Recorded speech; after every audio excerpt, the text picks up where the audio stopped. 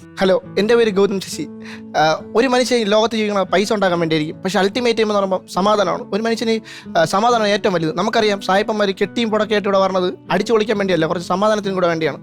പൈസ ഉള്ളവർക്ക് പൈസ അറിഞ്ഞ് സമാധാനം കണ്ടുപിടിക്കാം. പക്ഷേ സാധാരണപ്പെട്ടവർക്ക് സമാധാനം കിട്ടുന്ന ഒരു സ്ഥലത്തിനെ പറ്റിയാണ് ഞാൻ പറയാൻ വന്നത്. അപ്പം നിങ്ങൾ വിചാരിക്കും പള്ളി, അമ്പലം, മറ്റേ മെഡിറ്റേഷൻ സെൻ്റർ എന്നൊക്കെ വിചാരിക്കും. പക്ഷേ അല്ല, ഞാൻ ഇന്ന് വന്ന് അവനവൻ്റെ സ്വന്തം കക്കൂസ് അഥവാ ബാത്റൂം എന്ന് പറയും.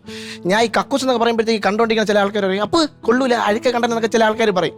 ഈ പറയണവന്മാർ ഒരു നേരം ആഹാരം കഴിച്ചിട്ട് 8 പ്രാവശ്യത്തിനകത്ത് നിറങ്ങിയിട്ട് വന്നിട്ടാണ് പറയുന്നത് ഇത് കൊള്ളൂല അഴുക്ക കണ്ടെന്നും. നമ്മൾ ഒരു മനുഷ്യൻ വന്ന വഴി മറന്നാലും അവ ഇവിടെ വരാനുള്ള വഴി മറക്കില്ല. കാരണം അവൻ്റെ സന്തോഷവും സങ്കടവും ഭാരം വരെ ഇറക്കി വെക്കുന്ന സ്ഥലമാണ് ഇവിടെ. ഇതിനകത്തിരിക്കും നമ്മളത് രാജാവായിരിക്കും. നമ്മൾ ഡോക്ടറോ MLA യോ MP ഒന്നും ആവേണ്ട ആവശ്യമില്ല. ഒരാൾ നമ്മളൊന്ന് വെയിറ്റ് ചെയ്യാൻ വേണ്ടി. നമ്മൾ പൈസ കടം വാങ്ങിച്ചാൽ വരെ നമുക്ക് വേണ്ടി വെളി വെയിറ്റ് ചെയ്യും. അവൻ ചിലപ്പോൾ നമ്മുടെ മച്ചിൻ്റെ മണ്ടയിൽ നിന്ന് തട്ടിൻ്റെ മണ്ടയിൽ നിന്നും അമ്മയുടെ ഗർഭപാത്രം എന്ന് ഈസിയായിട്ട് പിടിക്കുക ചെയ്യും. പക്ഷേ ഇതിനകത്ത് നിന്ന് പിടിക്കണമെങ്കിൽ അവ ഇത്തിരി മുക്കണം. ഇപ്പം ലോജിക്ക് കറക്റ്റ് ആണെങ്കിൽ നമ്മളകത്തിരുന്ന ഇപ്പം അകത്താരാണ് ഇരിക്കണം അവരോട് മുക്കേ. അത് അങ്ങനെയാണ് ഇതിൻ്റെ പാറ്റേൺ. അങ്ങനെയാണ് ഇത്. ഞാൻ എൻ്റെ ബാത്റൂമിൽ ഇരിക്കുമ്പോൾ ഇത്തിരി കഷ്ടപ്പാടും ദുരിതമൊക്കെ സഹിച്ചുകൊണ്ടിരിക്കുക. ഞാൻ എപ്പോൾ തുണി കുളിക്കാൻ തുണി വരുമ്പോഴത്തേക്ക് രണ്ടുപേരും എന്നെ നോക്കിക്കൊണ്ടിരിക്കും. എൻ്റെ നഗ്നത വേറെ ഒരിടത്തും കാണാൻ എനിക്ക് ഇഷ്ടമില്ല. ഞാൻ സോപ്പ് കണ്ണിൽ ഒഴിച്ചാലും വെള്ളം എടുത്ത് ഒഴിച്ചാലും ഇത് പോകില്ല. മൂലയിലിരുന്ന് നോക്കിക്കൊണ്ടിരിക്കും. വേറെ ഒന്നുമില്ല, പല്ലി ഈ പുല്ലിനെ തയ്ച്ചിപ്പോൾ കുളിക്കാൻ പോലും കയറാൻ വയ്യ. സംഭവം എന്ന് വെച്ച് കഴിഞ്ഞാൽ ഇത് അസമയത്ത് ചില കഴിഞ്ഞാൽ ബലിക്കുന്നൊക്കെയാണ് എല്ലാവരും പറഞ്ഞത്. പക്ഷേ എനിക്കിതിൽ വലിയ വിശ്വാസമൊന്നുമില്ല. കാരണം ഒരു പ്രാവശ്യം എനിക്ക് വിശ്വാസമായി. കാരണം തിരുവനന്തപുരംകാരെ സ്വകാര്യ അങ്ങനെ തട്ടടഞ്ഞ് ഞാൻ 2 തട്ടുദോശയും പിന്നെ കുറച്ച് രസവടയും പിന്നെ കുറച്ച് സാമ്പാറൊക്കെ കഴിച്ച് ഞാൻ വീട്ടിൽ കിടന്ന് ഉറങ്ങി. അടുത്ത ദിവസമായപ്പോഴേക്കും എൻ്റെ സമാധാനം കിട്ടുന്ന സ്ഥലത്ത് ഞാൻ ഇപ്പോൾ ഇരുന്നപ്പോഴത്തേക്ക് രസവട കഴിച്ച് ഇത്തിരി പൊട്ടിത്തെറിയ ബാത്റൂമിനകത്ത് ഉണ്ടായി.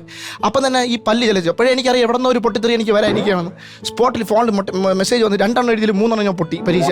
അതിനുശേഷം എനിക്ക് ഇതിനെ പേടിയത്. ഇപ്പോൾ രാത്രി മൂത്രമൊക്കെ ആയിരിക്കും വരെ ഇതിനെ ഉണർത്താതെ കഴിക്കണം. കാരണം അസമയത്ത് ചിലച്ച് കഴിഞ്ഞാൽ എൻ്റെ അംഗങ്ങൾക്ക് എന്തെങ്കിലും ഭംഗം ഉണ്ടാവും. അതുകൊണ്ട് ഞാനാണെങ്കിൽ സൂക്ഷിച്ച് ഡയറക്റ്റ് വെള്ളത്തിൽ മുത്രിച്ചാൽ ശബ്ദം കേൾക്കാം. അതുകൊണ്ട് ഗ്ലാസിൻ്റെ വക്കിലൊഴിച്ചാണ് ഇടുന്നത്. പിന്നെ ഇതിനെ പിന്നെ സഹിക്കാം. പക്ഷേ വേറെ സാധനമുണ്ട്, പാറ്റ. ഇതിപ്പോൾ ഞാൻ ബാത്റൂമിൽ വന്ന് ഇതിൻ്റെ കുറുക്കി വന്നിരിക്കും. ഇത് ഞാൻ ഫ്ലഷ് അടിച്ച് കളഞ്ഞാൽ വെള്ളം എടുത്ത് കഴിച്ച് കഴിഞ്ഞാൽ പോകില്ല. പിന്നെ കയറി വരും. മറ്റേ സിനിമയിൽ മുള്ളംകൊല്ലി വേലയെന്ന് കയറി വരില്ല, അതുപോലെ പിന്നെ കയറി വരും. പിന്നെ ബാത്റൂമിനകത്ത് ഒരു സാധനമുണ്ട്, പുനർജന്മവും ഭാഗ്യമില്ലാത്ത മരണമുള്ള ഒരു സാധനമുള്ളൂ, സോപ്പ്.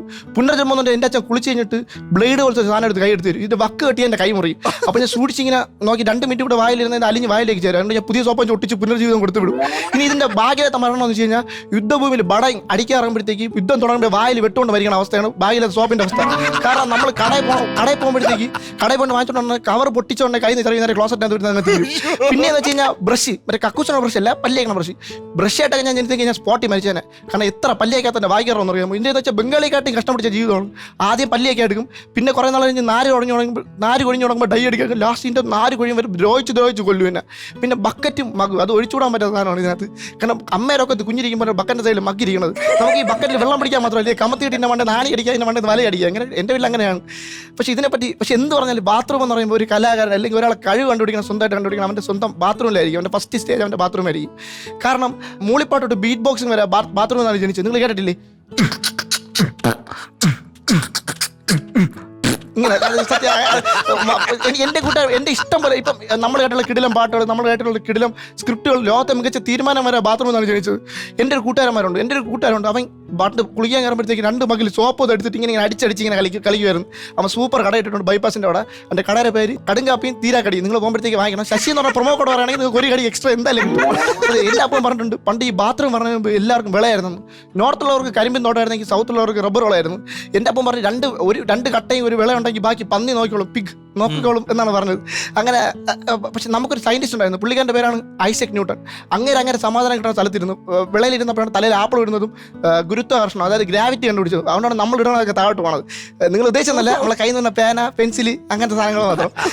പിന്നെയെന്ന് വെച്ച് കഴിഞ്ഞാൽ അപ്പം ഇതേപോലെ കല്യാണത്തിന് കഴിക്കാൻ പോയപ്പോഴത്തേക്ക് രാത്രിയായിരുന്നു റിസപ്ഷൻ. അങ്ങനെ പിള്ളേർ മറ്റേ പിതുക്കണം മൈലാഞ്ചിട്ടോണ്ടിരിക്കുകയായിരുന്നു. അപ്പോൾ കോണൈസ്ക്രീം വെച്ചറങ്ങി. അങ്ങനെ അപ്പുവാണെങ്കിൽ അപ്പുറത്തുള്ള വിളയെ ചാടി കട്ടേര മണ്ടേ കയറിയിരുന്നു രാത്രി. അപ്പോൾ എവിടെ ഇരുന്നാലും അവിടെ നിന്ന് ഉറങ്ങിപ്പോകും. വായിൽ ടോർച്ച് അടിച്ചിട്ട് ഉറങ്ങിപ്പോയത്. അപ്പോൾ കണ്ണ് തുറന്ന് നോക്കിയതും കോശത്തിൽ ഫ്ലോട്ട് കൊണ്ട് എണ്ണയില്ലാത്ത വേറെ ഫ്ലോട്ട് വേണം, ഓട്ടോറിക്ഷ രൂപമുള്ള സംഭവം. അപ്പോൾ കട്ടയെന്ന് നോക്കിയായിരുന്നു ആമ വെച്ച് അലയ്ക്ക് നേരെ കൊണ്ട് ഫ്ലോട്ടിനോട് കൊണ്ട് വെച്ച് കൊടുക്കും. ആൾക്കാരെടുത്തുകൊണ്ട് ഹോസ്പിറ്റലിൽ കൊണ്ടുപോയി. അപ്പോൾ ഡോക്ടർ എന്ത് പറ്റിയെന്ന് അറിയാൻ വേണ്ടി വയർ സ്കാൻ ചെയ്ത് നോക്കിയപ്പം മറ്റേ സൂര്യ ഉദിച്ചു വന്ന പോലെ ചുമപ്പടിച്ചിരിക്കണം വൈകുന്നത്. കാരണം മൈലാഞ്ചി ടണ്ണ് കണക്കിലല്ലേ വാരി തിന്നത്. എന്തൊക്കെ പറഞ്ഞാലും ഇപ്പോഴത്തെ ബാത്റൂം പോലെയല്ല. പണ്ട് ഇത്തിരി വിളയിൽ ഇത്തിരി കഷ്ടപ്പാടൊക്കെ സഹിച്ചോണ്ടിരിക്കുക.